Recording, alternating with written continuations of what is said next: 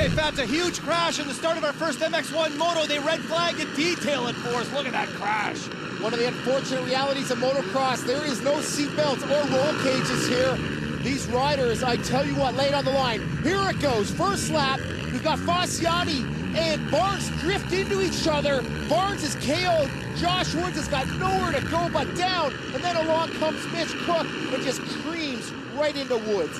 There it is, they creamed into each other, boom, boom. Now we see Nye on the KTM. See what's going on, kind of slow down, drift wide. Holmans has nowhere to go but to land on Nye.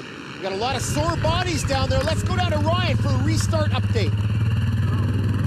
Definitely not the way you guys want to start the MX1 Moto. A huge pileup right off the first start of the day. Eric and I, Matt Barnes, KTM, Josh Woods on the Suzuki. Simon Holman's got up, fell down. We don't know what's going on with him. We think he's back on the line. Crazy way to start the MX1 Moto. Everybody's getting back lined up. We're going to get back to some race action. Hope those guys are okay.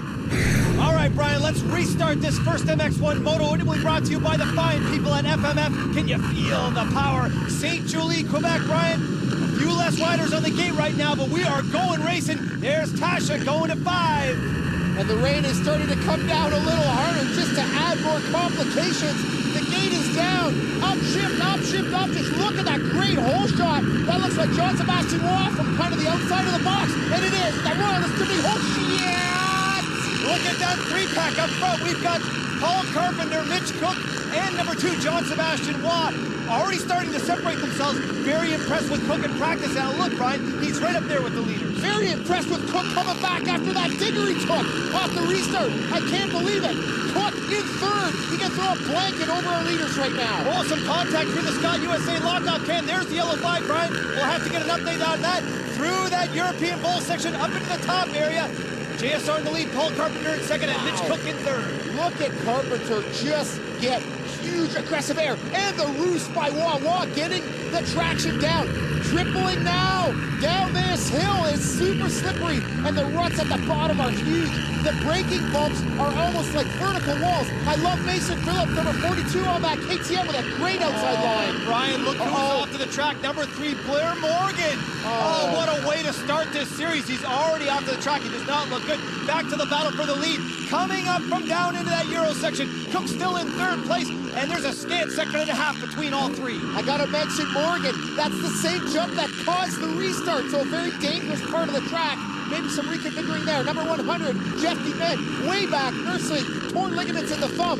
So he's gonna have his work cut out for us on this rough Ste-Julie track right now. John Sebastian Waugh screaming down the hill. He's actually having fun out there. Look at the size of the ruts developing at the bottom of that off-camber, Brian, and already the track is getting slick. You see the spectators' umbrellas out. It's starting to come down. Yeah, and that kicker there, that's where Emino went down in the MX2. Now, Simon Holmans from his huge digger on the gas, railing the outside, really good, looking ahead. Looking ahead on number 36, Johnny Montez, takes the pass Travers for 11.